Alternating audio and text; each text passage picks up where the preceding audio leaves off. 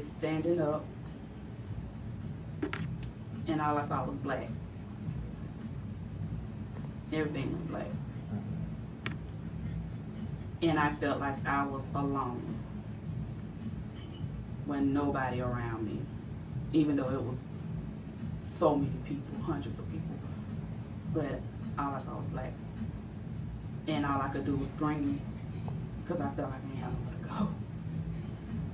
And I had a cousin to tell me that she had never heard a scream like that in her life. And I remember being sat down in a chair. I remember my dad coming to get me, put me in the car. And I have a cousin, and I'm gonna, and Mel, don't be mad at me, I'm gonna shout you out. Her name is Melanie. And Melanie got in that car and went in my ear and started praying over me to God. And that is what brought me back. Prayer changes things, ladies and gentlemen. When you have nothing else left, always revert to prayer. Always. I will always be an advocate for that, because that's what brought me back. But the whole thing of carrying on was very hard. People can't tell you how to grieve. They can give you strategies, which I'm going to listen in on today. But to say don't cry, to say don't feel away, that's kind of hard to do, because your emotions are everywhere. And you really feel like it's not going to get any better. But I'm a testimony in itself. The pain doesn't leave, but God makes it bearable for you. And I think that's because He carries you and gives you the strength that you need to get through your day. And you gotta let Him in every day. But I also have seen where grieving can make somebody sick. It can change the trajectory of their lives because they're being careless with their emotions. And this is where Jarvis and Marcus come in, you know. How do you cope with grief? How do you deal with that? How do you deal with the trauma? How do you get past it? How do you do that?